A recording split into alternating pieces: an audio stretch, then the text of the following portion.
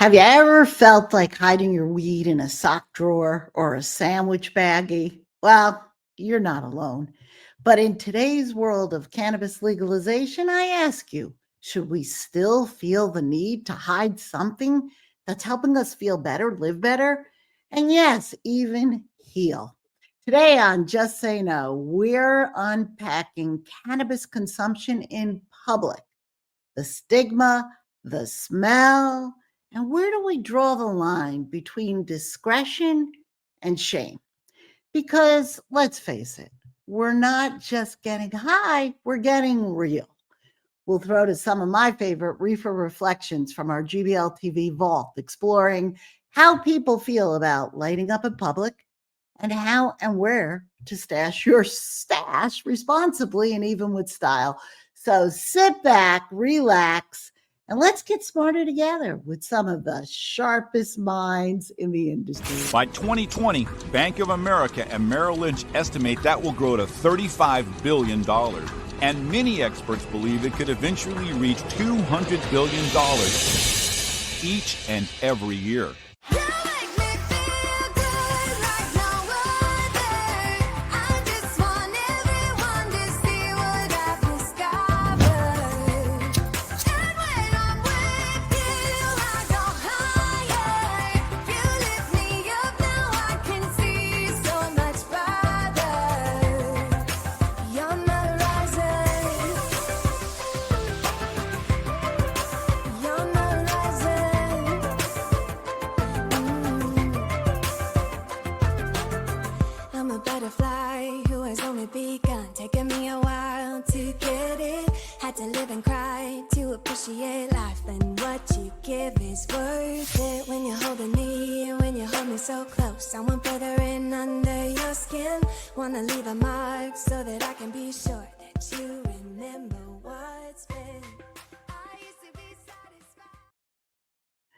Hello, and hey, welcome back to Just Say No, where we shine a light on cannabis with clarity, curiosity, and a commitment to credible conversation, elevating the voices, the stories, and the products, shaping the legal cannabis movement, where curiosity is queen.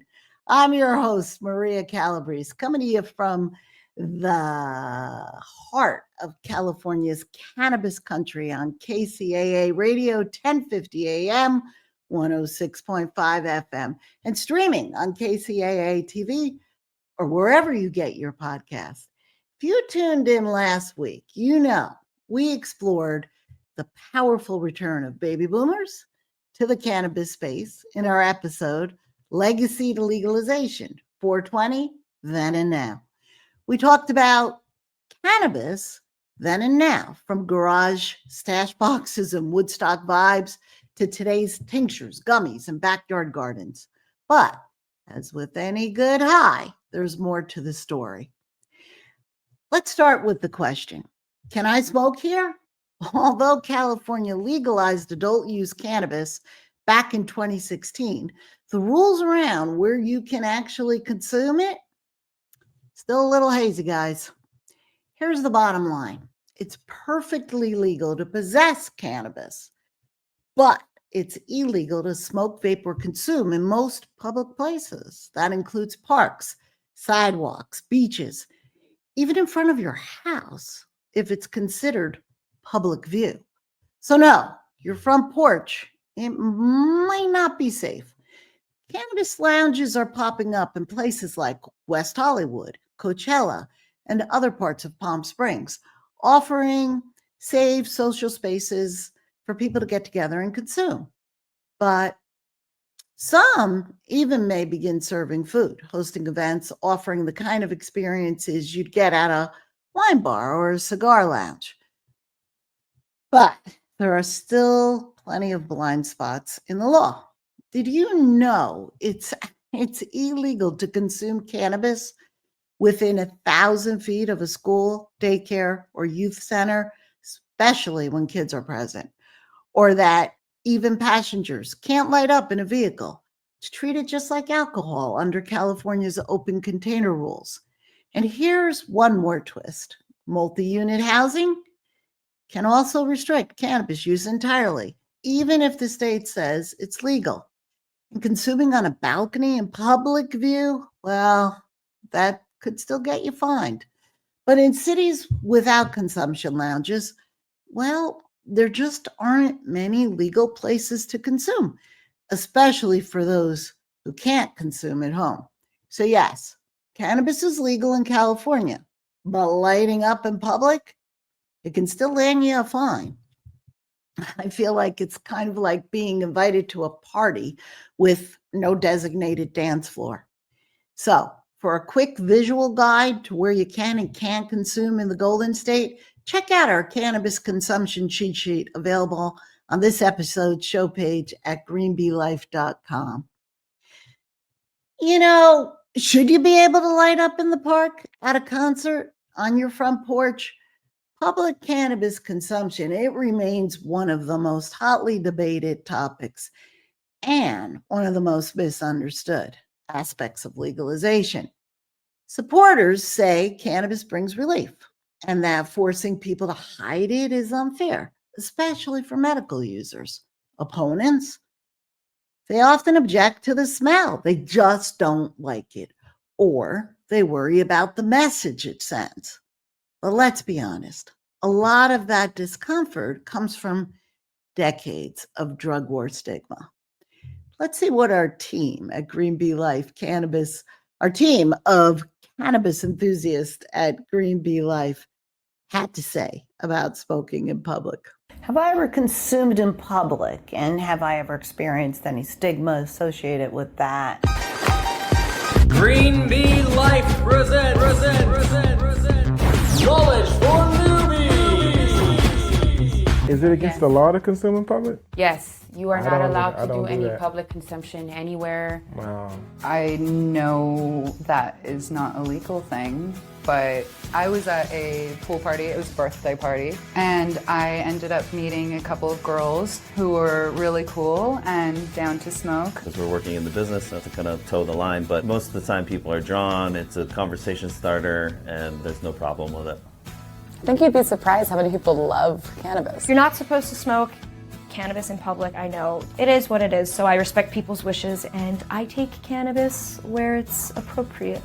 I do it in areas where it might be offensive to other people, and it doesn't even cross my consciousness that it could be wrong or that I could get in trouble. It's only usually afterwards and after I've put it away that I realize, oh crap, it's probably not good. And I put it out, you know. I don't like to consume in public. I feel pretty awkward whenever I do. I just don't want to offend anyone else that might be around me. I was that same person that was just like very shy. You don't want to do too much, but then you see on the beach, you can go to different parts of town and that's all you smell in the air is just the fresh aroma of cannabis, and it's so refreshing because it's not violence or drugs going on or anything in a negative way. It's like a beautiful beach setting. I haven't gotten in trouble, but my friends have definitely gotten in trouble for smoking cannabis on the beach, which should be illegal. You shouldn't be able to do that, get in trouble for smoking on the beach. That's what life's about, you know, especially here in California. Another girl shows up to the party and she shows up with her parents. And these girls that I want to smoke with get kind of shy and they're like, we should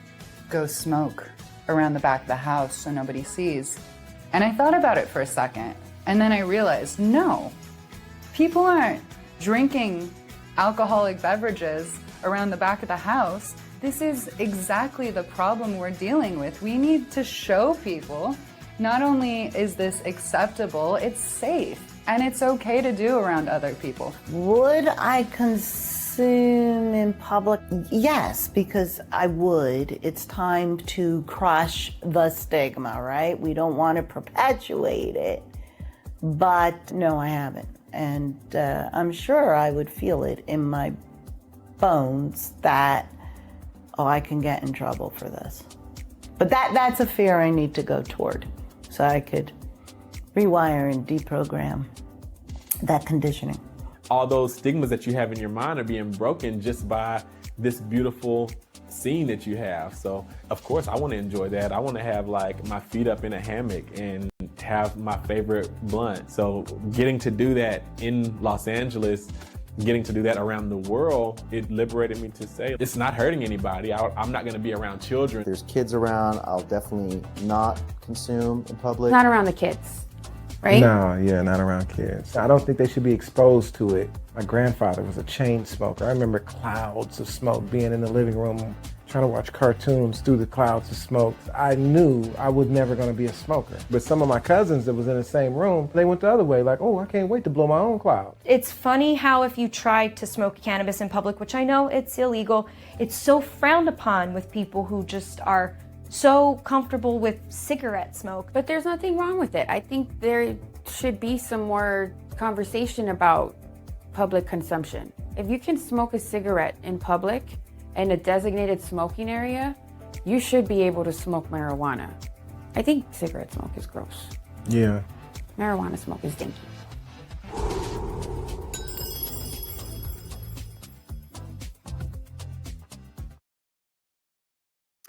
Dank or gross? There's room for both sides of the story, but cigarette smoke, nothing dank about that. Listen, what we need to do here is we have to have room for nuance. We can advocate for respectful use. We don't flinch at alcohol or cigarettes in designated public spaces. So why are we still whispering about weed? Cannabis deserves the same respect.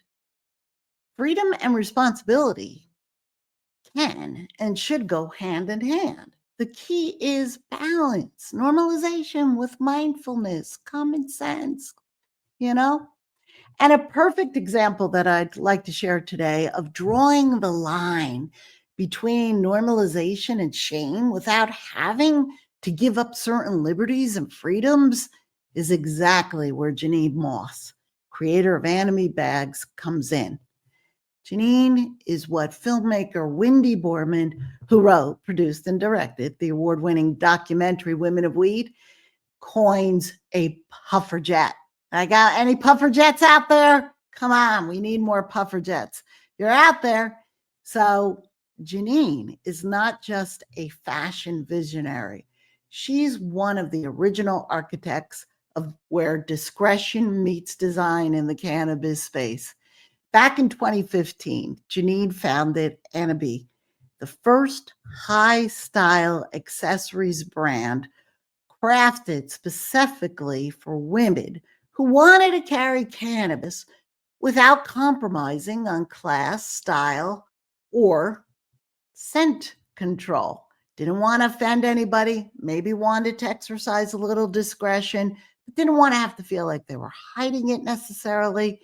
So Anabi revolutionized the fashion cannabis landscape with its stigma-shattering line of odor-proof handbags, kits, and cases.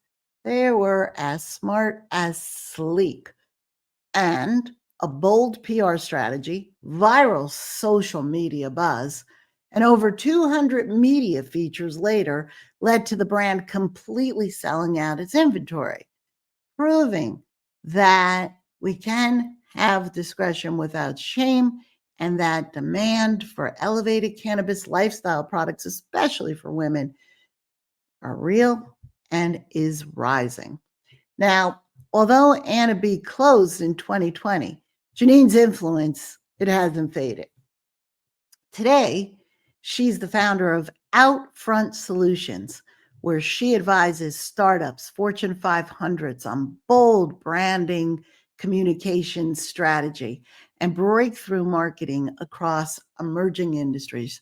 She may have lit the match that started the odor-proof revolution, but she is still very much on fire. Janine understood something fundamental. You wouldn't carry your yoga mat in a trash bag, right? So why treat your cannabis that way? When you reach into your purse, the last thing you want is for it to smell like a grow house. Yet, for women who consume cannabis responsibly, discretion and dignity were often afterthoughts in product design. That's where Janine stepped in, and Anabi answered with a line of chic, confidence-boosting cannabis accessories that were as intentional as they were beautiful. Let's have a look and listen. thanks for joining us today. Thank you. I had time to visit your beautiful, beautiful booth. And tell us a little bit about Anna B. Spelled like cannabis without the C, but we pronounce it the fancy French way. Of course, you're the Coco Chanel of cannabis. Right. So Annaby, I'm the CEO of Annaby. CEO and founder. Yep, and founder. And we are a lifestyle brand that's serving the cannabis consumer, and particularly upscale women. So we're very interested in making our lives better, more convenient, more secure, and more fashionable. We make really high quality, well-designed, discreet products. This is not about emblazing something with a cannabis leaf or a Bob Marley or a flag, a Jamaican flag. This is about your real everyday life, living it the way you like to live it, keeping your private life private and sharing it with whomever you want, and being able to go where you want, and feel confident and secure and discreet when you do it. And the mechanism for that is Aha, well, that's the secret sauce. So the secret sauce to our products starts with, it starts with a bag that you want to carry. I mean, if you didn't really love this bag, and by the way, I'm a huge fan of Chloe and Prada and, some of the greatest brands. I'm sure you are too. And I'd imagine they don't offer this secret sauce. So some of our products are to go inside your already fabulous bag, and some of our products are the bags. This is a good example of one that goes inside the bag. This is a Maya. You can take this off. Now it looks like a cosmetic kit, although Yes. it has cute little feet on the bottom, so if you put it on the table very when you're nice. fancy dining and you those spill are- your red wine, it's Oh, not gonna those are mess it up. adorable. It elevates it. Oh, elevates it. exactly. Like Higher experience. And then, let's say you put this in your tote. Right now, you're going into the restaurant. You stick your phone in the exterior pocket. what beautiful lining, by the way. Thank you. Purple Oh, and the- gold are our colors. Oh, wow, the detail. Let's look at that Thank lining you. in there. So you will often find, if not always, a purple lining. What else you'll always beautiful. find It's just are such a neat odor-proof shade. compartments, right? So we created something called Aroma Block technology. And what it is it's layers of resin film that are in between the exterior leather and sometimes vegan leather and the interior lining, the purple. There's these resin film which traps the scent, and then it's sealed with an airtight zipper. See how this zipper doesn't look like all zippers? Wow. So this is airtight. So this entire thing is odor-proof. You could put a stinky bud, you could smoke something out of a pipe and throw that stinky thing in, or let's say you have tinctures or CBD that you carry every day for medicinal purposes. You don't want them bouncing around on the bottom of your bag and getting things sticky and nasty. Right. You put and them if they do break, they're going to release an odor. you will never, ever get that odor out. Wow. So we have little pockets, like these pockets that are specially designed. You can put Now vials that's in there. very unique for a tote this size. That's right, but for a clutch, right. They usually That don't don't have there's my lighter, there's my matches. In this how bag, wonderful. I've got my... Oh, and this is your actual Okay, bag. I'm going to show you my actual bag. So they Oh. always have Aroma Block technology. They always have the special pockets for stuff. And they always have our purple lining. And they're Wonderful. always designed by women for women, which Oh. is why you can get the Ne- phone right out. when you need it. Yes, and even though this has a utilitarian purpose to block odor, it's aesthetically so pretty not seeing the zipper. It is, It looks yeah. like a fashion statement. Well, it is. It It is. is. And now why the Maya? Well, how do you name these? Oh, okay. Well, that's just a little nod to the fabulous women of weed. I mean, Maya is named after Maya Angelou, who is perhaps one of the greatest cannabis consumers of all time. No. Oh, yeah, you didn't know that she was? Maya Angelou? Maya Angelou. She says that the reason why she made it through all of her parenting, I think she was a single mother for a while. Yeah, many challenges. So she consumed cannabis, have a lot of fun. She's had a lot of great quotes by it. She is I didn't a know. celebrated cannabis consumer. Maya Angelou. And this is the Lady G. And I'm not going to tell you who that's named after because I think you probably already know. Gaga. That's right. Ah, a Star is Born. Exactly. We name them after the great women, the women who have been outspoken about it. And we want to pay a little homage to the early That's pioneers. wonderful. So this is the Lady G. Oh. And this is this is the founder's choice, at least for today, with Yep. what you're wearing. Well, I have to say, this is usually You my look choice. beautiful, by the because, way. you know, it goes with everything. But you see, It looks very nice. This- Oh, I like this, Janine. I It's the like super in of this this. year, and it looks fabulous with you. So look at how Lady G just you know. What? So yeah. What? So it's convertible. So we're all about utility, and the reason is because we women my have goodness. lives that are very complicated, and we need stuff that makes it better, easier, And it's more such convenient. it's such a pain to have to change your bag. Right. So we've got some really cool things to work on that. Ah, I so can't, then I you can't don't say have too to. much. But this is Oh. the Lady G. I use her all day because I can get everything in it. And you consume. I do. I always have since I was a teenager growing up in Venice Beach, California. But when I moved to New York, I have a career in marketing and branding. You know, everybody's much more discreet. So that's where I got my Especially in the discreet East chops.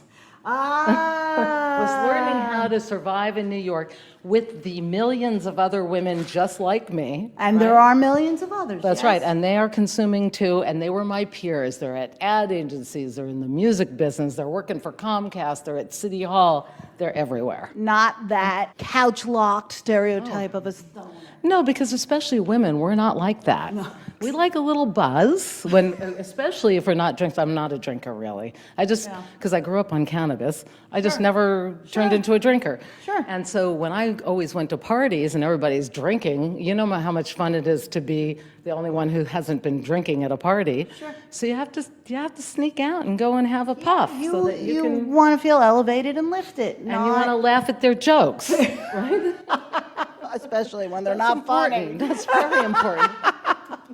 So, so I developed ways of doing this, right? And I would sneak out with the other women, and we would see each other heading for the door at a party, right? Yeah. You learn how to tune into that group. That 420 code. That's right, exactly. You have code. And then you're out there, and then you're going back, and listen, it could be a business party. In one case, in the case where that actually gave me my aha moment, we were going to a comedy club, but it was all city council that was in there. So we couldn't go in smelling like, and all these women who were driving Mercedes and carrying Louis Vuitton, and here we are pulling baggies. It's completely ridiculous. my God. Out of our purses. Oh my God. Can't find anything. Next thing you know, we're all in this car in a Mercedes, and it's all smoky, and we all smell, Never and we're thought going, about that. and we're all going, oh no, we're going into this thing. So who's got perfume? Who's got Tic Tacs? Who's got some hand cream? So we're pulling all this stuff out, and it was like, we're not guilty teenagers. What the hell are we doing? Yes, and this is not a devil's weed. Right, exactly. So the next day I said, I'm going to find us a kit. Couldn't find one. Really? And that set in motion the future Anabi. Now I'm going to look at comedy clubs sponsored by City Council. Who's carrying an Anabi? Well, yeah.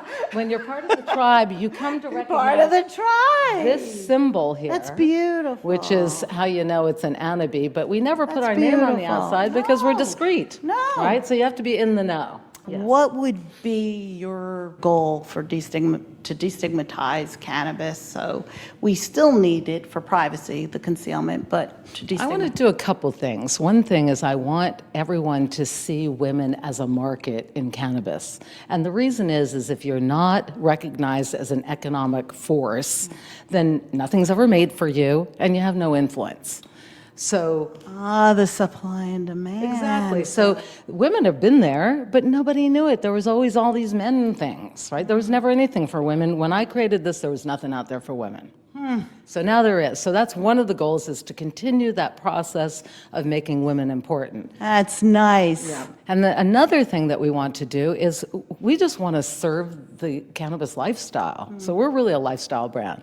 So whatever will make your life better as you consume cannabis and you go about your life, whether you're carrying it medicinally all day long, right? And you want to keep it away from your kids, or if you're recreational and you just don't think that you should be carrying baggies and tea tins anymore. Yes. And you're ready to be as kind to your cannabis as you are to your tennis racket or your iPad or your wallet or your glasses. You know what? Cannabis is a choice, and it's nobody's business, nor should it be anybody's business. So, And you should be able to go where you want, do what you want, be responsible with it, and not fear any unwelcome interactions. and enjoy the journey. Enjoy the trip.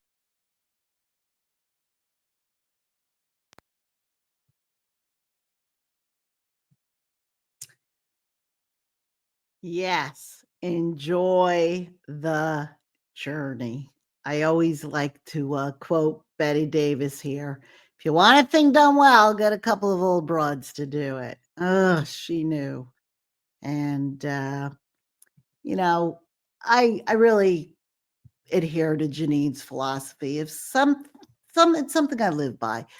Cannabis is legal. It's helped me. It's helped horrific chronic back pain, and it's time to make it civilized. She's spot on, absolutely right. She demonstrates. She has showed us that discretion. It doesn't have to be about shame and 420 code and hiding. It's about choice, empowerment, and having cannabis products that reflect our lifestyle, not define it. While Janine sparked the movement, brands like Revelry, oh my God, they have the best odor-proof products. We have them in our store. This is their cooler for the summer. It is incredible. greenbeelife.com. We have a great curation of storage and of odor-proof bags. So Revelry, why I like them is they're continuing this evolution. They offer odor-proof solutions that are practical, they're durable, and they're design forward. They're built for life on the go. The Revelry bags, they're water resistant, they're carbon filtered, and they're ready for whatever adventure you're taking your flower on. Whether you lean sporty, sleek, or tactical, these Revelry products, they let you move through the world with style and security. You can find Revelry bags and other wonderful curation of elevated cannabis lifestyle gear in our Green Bee Life Hive. Whenever I find something wonderful, I like to share it because discretion and dignity should always go hand in hand. And, I hope Anna B could make more bags, but if they don't, there's a lot of other good brands. And while they did sell them all out, I have about 6 left. Just saying. So, we've talked about public discretion, right? Where can we smoke when we're out? And how do we stash it? But what about how you treat your cannabis at home? Gone are the days of hiding your flower in a shoebox under the bed, top shelf closets, or in Ziploc bags. We have choices, guys, and we have options. And your stash deserves it. From humidity-controlled metal cases to carved wooden boxes. I've got Marley Natural back there next to the NBC sign. Beautiful walnut sustainable wood lockbox.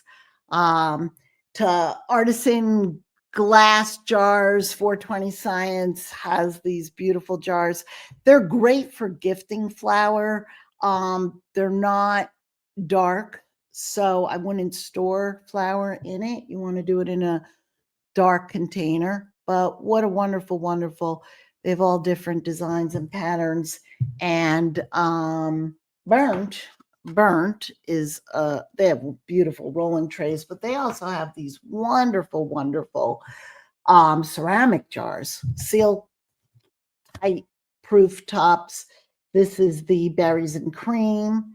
They have beautiful wood at the top that they use for the rolling trays. They also have Boreal. So really nice. Decorative. Storage is now part of the cannabis lifestyle. And I truly believe in the movement we're trying to do on the road from prohibition to legalization, legacy to legalization. When you treat your cannabis with care and intention, you're honoring your ritual, your wellness, and yourself. And, you should be able to with cannabis. I posed the question to Team Grade B, where do you store your cannabis at home? And I would like to share. Let's have a listen. That is a great question. Where do I keep my cannabis at home? Green Bean Life presents Knowledge for Newbies. Wow. Everywhere. It's not good. There's no place in my house that cannabis has not touched. So it's in my backyard, in my garden, it's in my kitchen, in my cabinet. I actually have a little space outside to store my cannabis. It has the Stash Logics, my bud vase, all my accoutrements are safely up above and away. I have like a little shrine. No, I'm just kidding. I have a little box. I keep all my my papers and a little grinder together. Yeah, I try to keep it all in one spot so I don't lose it, like my car keys. I have a little cosmetics bag with handles on it that I keep my cannabis in. You have to cross over all these fortresses to get to my cannabis because I need to keep it safe away from my children, out of precious hands and eyes. You definitely want to keep it out of reach of children, animals, pets, especially if it's edibles or anything that, could accidentally be consumed. All of our edibles and other products are stored in a drawer and secure. But the flowers we keep kind of up on a bar. I don't keep my cannabis in any place particular. There's no minors in the house. So I usually keep it in a drawer. I have some flour in a small little jar that I keep nice, cool and dry in a drawer. I have a metal file cabinet next to my bed, and on the top one, it's a lock.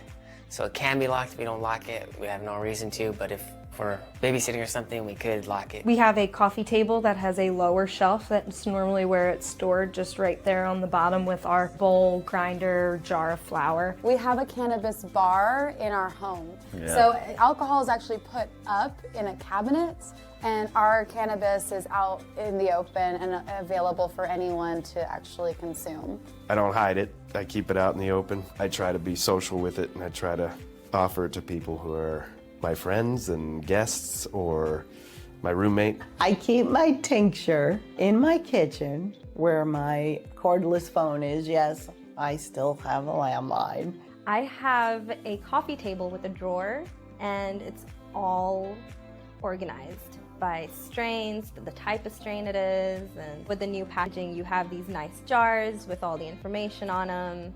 So yeah, it's very organized. And then my girlfriend, she has her own separate little place. She keeps it in a little Tupperware thing. I'm trying to get rid of that Tupperware, move everything into this one place because I feel like it's more safe. And I'm like an OCD kind of guy. I want everything in one place. At night, before I sit down to read or watch television, I stop by there, check to see if I have any messages, and take a little bit. We're constantly getting samples and amazing new flower to try. So we've got 20 different strains. So when our friends come over, they can check out different varietals and strains. And it's kind of at the forefront, front and center. I have 18 eighths right now at home, different strains. I like to have variety and many different strains. And I don't like to compromise with price because you want tested product, you want clean product, and high quality. I'm not just conscious about the quality of the cannabis I'm using because I'm using it for medicinal purposes. I'm conscious of the papers that I'm rolling it with. Now I've started cutting off the glue strip on my rolling papers and taking away more of the paper, and it's such a smooth smoke. It's really nice that way. Where do I keep my cannabis? I keep it in a computer desk in the drawer right here to my left, so it's like within hand's reach. If it's tincture, I keep it in my cabinet so then that way it doesn't spoil. But for the most part, my cannabis is like an arm stretch away. In my living room, I have a nice little jar on my table. Then I have a bookshelf as well that has like a few different strands in the bookshelf. I still hide it from my parents so they don't know it's there, But yeah, it's right there on the desk in the computer, and the bong is hidden somewhere else because it's too big. I have a separate space for my dab rig and all my little dabs, which I guess I don't do too often, but I have them for just in case. And I keep that like on a desk in my closet. In my bedroom, I have indica and indica hybrids like on my bedside table. And I just always keep a pre-rolled in every ashtray. And there's an ashtray in every room. I have an ashtray sitting on top of my record player with a half-smoked joint there. I have an ashtray right by my bed on my nightstand with a half-smoked joint there. I have some tinctures in the nightstand. I have a jar of flower in there too. It's in my bathroom in my bath bombs or my hemp body wash. It is in my bedroom on my rolling tray. So nowhere that you can not find cannabis in my house. Then I'm usually surprised when I find cannabis other places, but it's everywhere. It's everywhere. Part of destigmatizing the plant, to be honest. We don't need to hide it anymore. We like to have it out so when people come over, they can talk to us about it and they're like, whoa, you have cannabis out? You're not worried? It's like, well, we work in cannabis and we believe in what it's done for us and our friends. And so here, check it out. For the complete episode, please visit greenbeelife.com. Thank you for watching and please subscribe.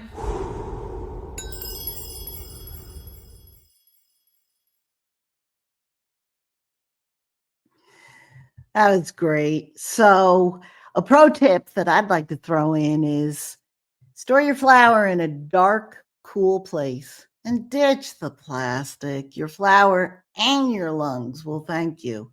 Speaking of your lungs and of discretion and smoking in public places or at home around people, there is a whole cloud culture when it comes to the smoke.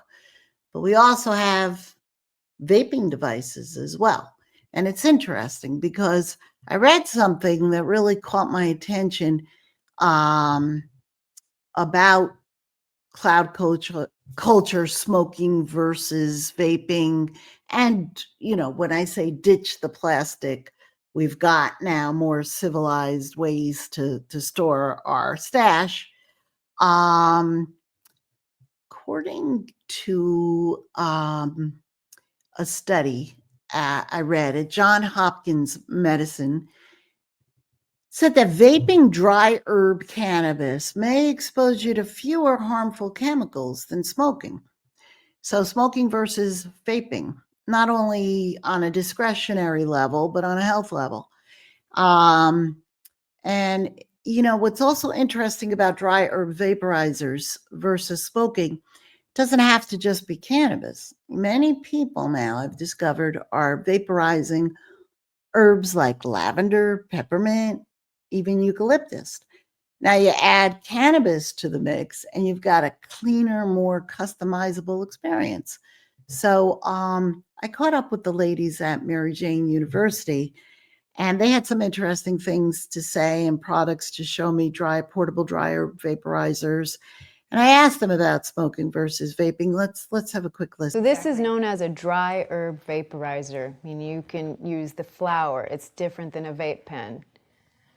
Wow.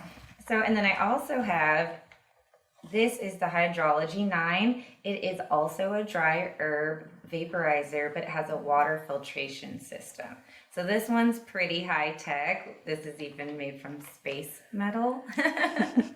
We are a long way from the tent over the rocks in the cave. Yes. Now we are. We've come a long way. Whoa, Exactly. So this delivery system is space metal. Yeah, it's strong enough. It's supposed to be portable, durable, leak-proof. But if the idea is to get high, it should be space metal. Right? Space to metal. Yes, exactly. Right? And it's pretty easy, just... And everything's at really low temperature, so you're not going to see a big plume of smoke. It's going to be a vapor. So I can taste the flavor. You're getting the purest like form of the medicine when you're vaporizing, as opposed to lighting it, you get the butane from the lighter or whatever other chemical that it goes with. Wow. Like an edible, if you have a brownie, you're eating the sugar as well as the flour and gluten, all that stuff. So this is one of the best, most effective ways to medicate. Wow. And then as you can see, they're convenient on the go. And Yeah. this Claudius 9 is just fun at parties. Yeah, Wow, it's now got a pretty long battery life too. You can get about 3 hours on a good full charge. Really? Now, and I don't smell anything. So there's not secondary smoke with this? Well, it's not smoke, it's vapor. It's vapor.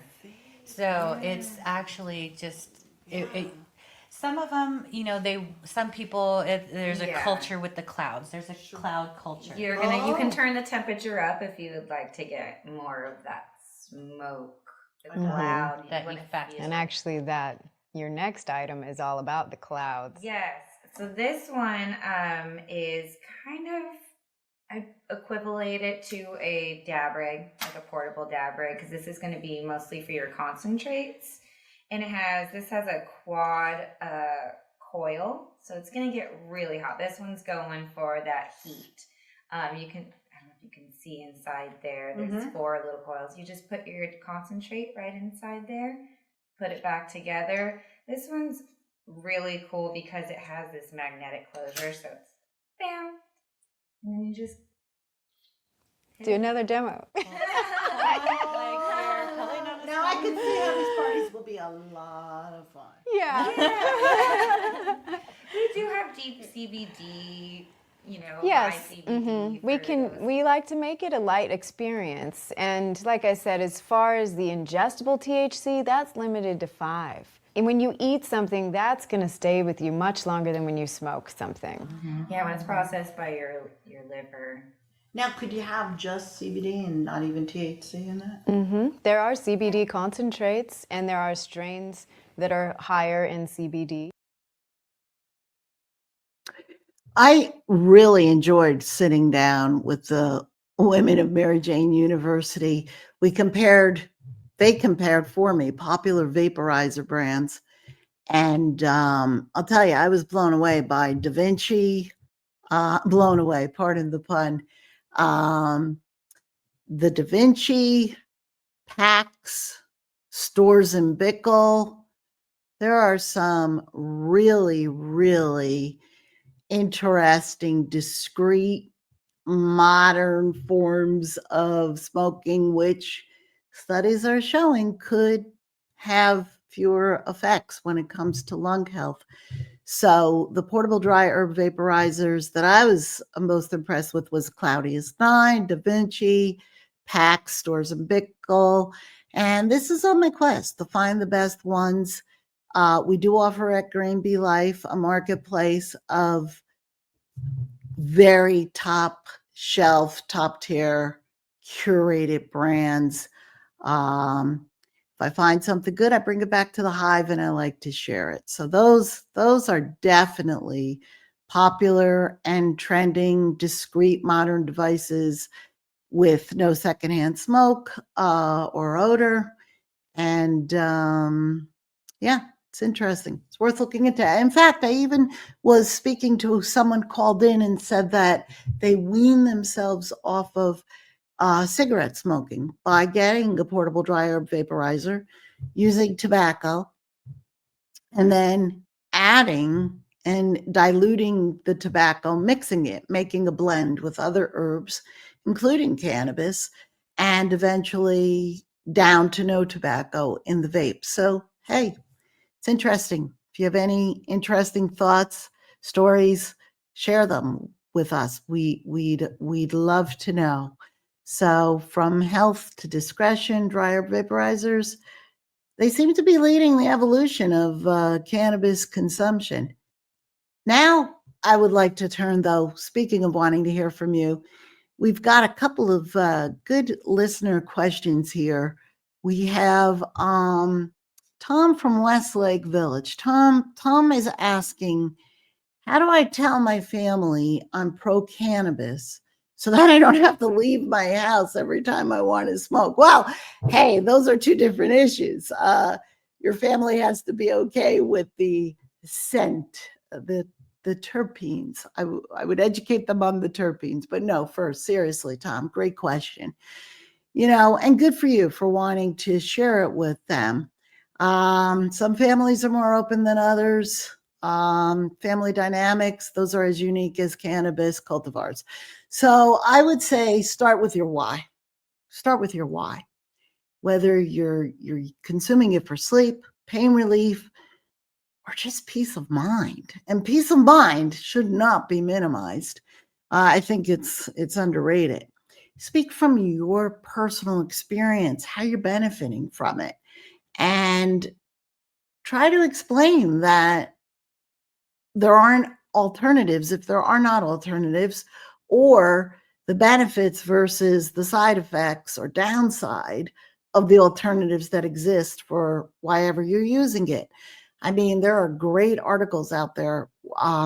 We had a wonderful episode 3, with a wonderful, wonderful neuroscientist, Dr. Manesh Gurn, and he was talking about the effects of cannabis and psychedelics on the brain. And anyway, he spoke about how Gen Xers are moving away from alcohol to cannabis. And he talked about the different effects of cannabis on the brain versus alcohol on the brain. So I don't know how old you are. We don't promote anyone under 21 consuming it, but if you need it and you're under 21 for medical reasons and you're under medical supervision, every situation is unique. But start with the why. Start with the why and be patient. Listen. When you say, how can I talk to them about it? Listen, really listen to their concerns. Dude, I'm probably from their generation, and it was drilled into us. I mean, if I'm guessing, your parents are probably children of DARE. And it would have scared the bejesus out of me only less than 10 years ago if I knew one of my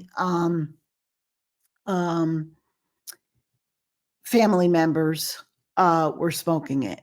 So listen and be informed so that you could come back and you can have a very empathic response to their concerns. Alleviate their concerns. Who knows? Hopefully they'll be puffing and passing with you sometime soon. All right. So start with your why and do your homework. Be prepared. All right. So next question. We've got Jill from Manhattan Beach. Jill is saying, can you smoke or vape cannabis at outdoor events like concerts or festivals in states that are legal? No. Unless the event has a special license for on-site cannabis consumption, which is rare.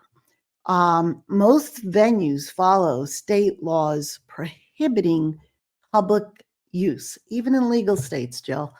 But some events are able to get these special licenses for on-site cannabis consumption, but you got to check it out and find out first. It's a trending question, especially as more festivals permit alcohol and have these wellness zones. Cannabis consumers like yourself, they're asking why they're still restricted, even in legal states, which takes us back to the clash between legalization and venue-specific rules.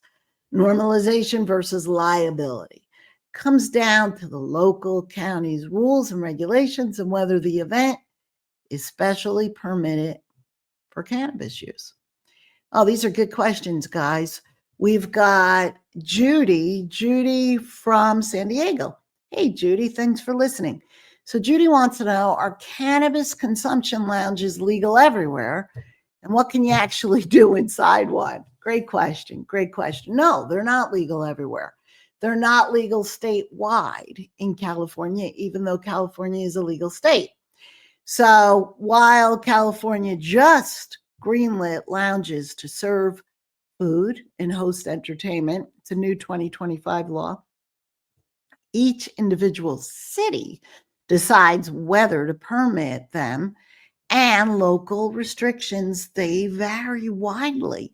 In approved lounges, what can you do in them? You can typically smoke, vape, or eat cannabis. And new laws may allow food and entertainment alongside cannabis use. But as far as I know, these lounges are not permitted to serve or offer psychoactive food. So you maybe can bring your own edible in and order a salad. You want an infused salad dressing? Got to bring your own if it's allowed.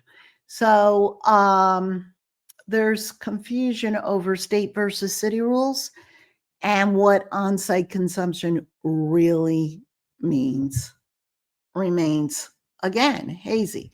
So it's the state versus city rules. So know your city rules. Okay, let's see. I got time for one more. And I've got Anthony, from out of California. Okay, Anthony from Ohio. Hey, Anthony, thanks for listening.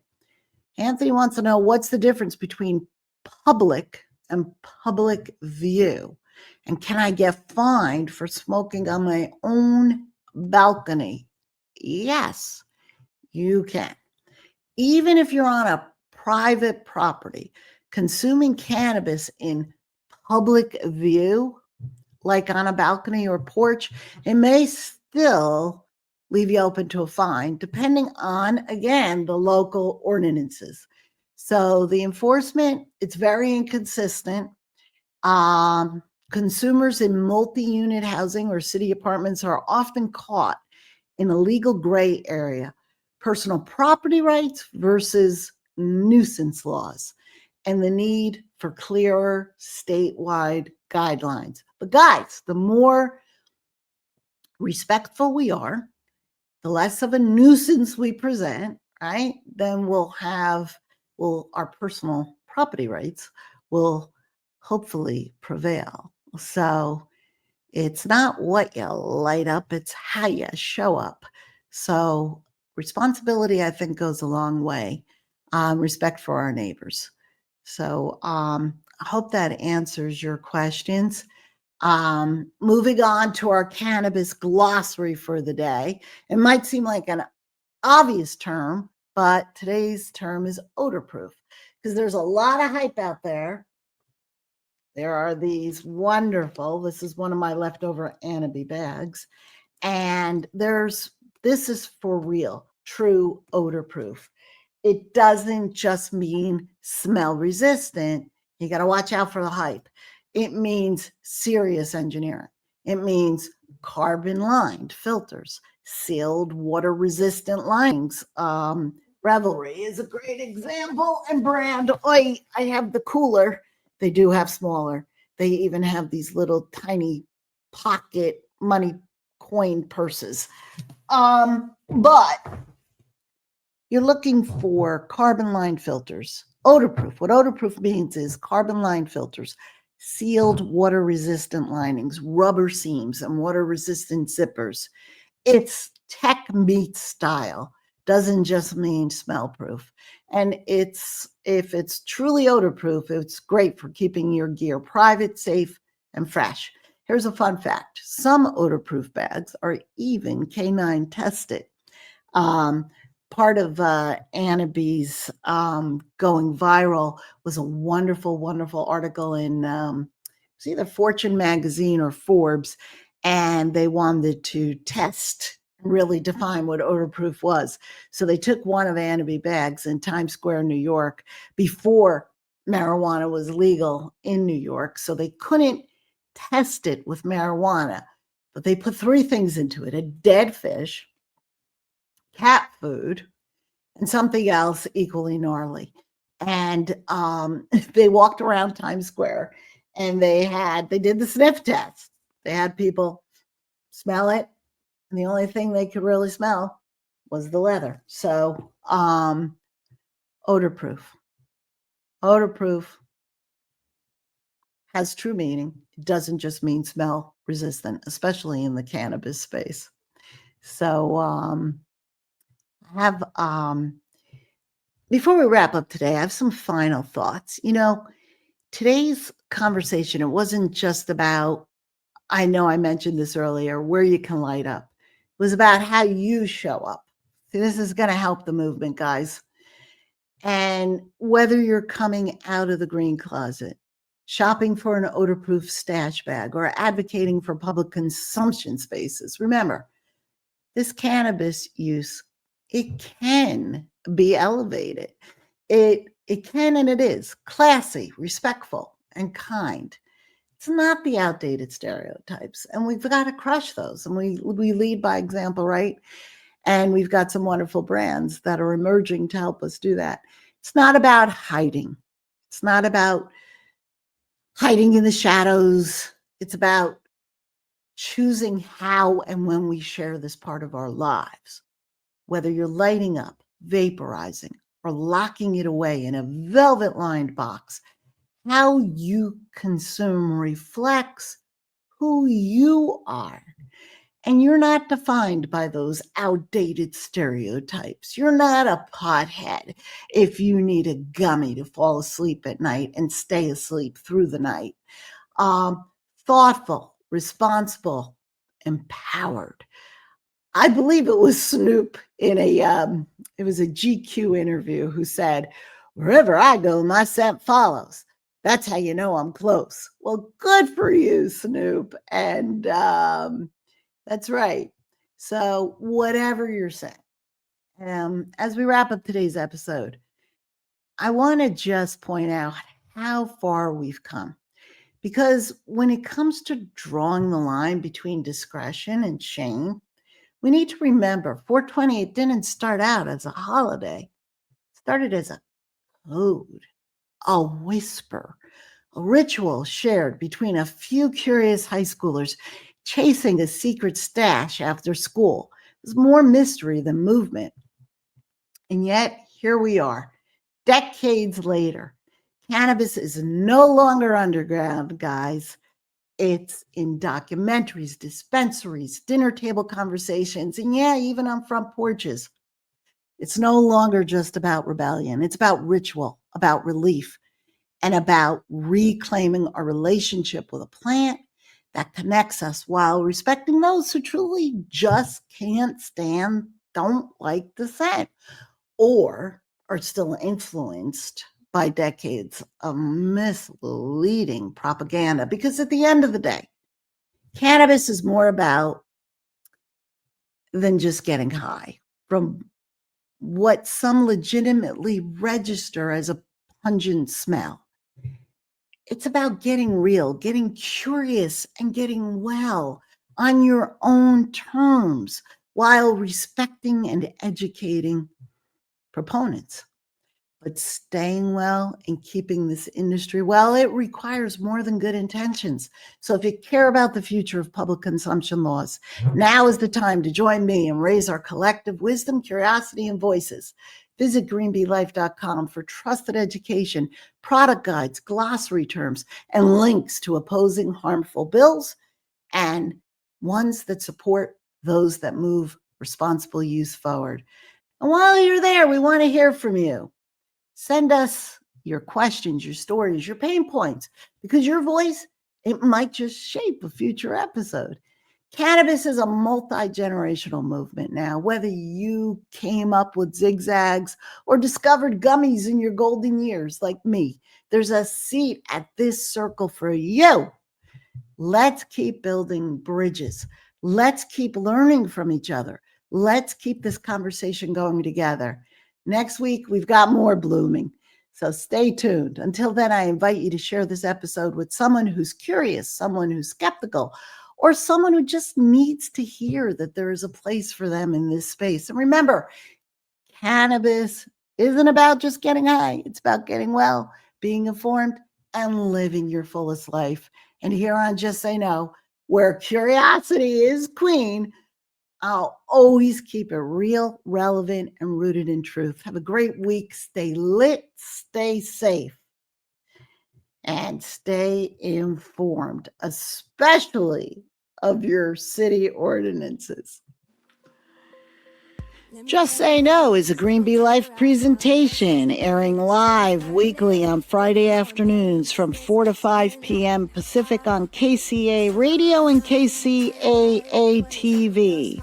Archived audio episodes are on Green Bee Life, greenbeelife.com, iHeartRadio, Spreaker, and most third-party major platforms. For archived videos, check them out on GBL TV, on Green Bee Life, YouTube, and Rumble. To follow us, our Instagram and Facebook is at Just Say No Radio. To apply to be a guest on the show or for sponsorship and advertising opportunities, go to greenbeelife.com/Just Say No, and feel free to reach out to me, Maria, for any questions. I'm at maria@greenbeelife.com or call me at 818-758-6925.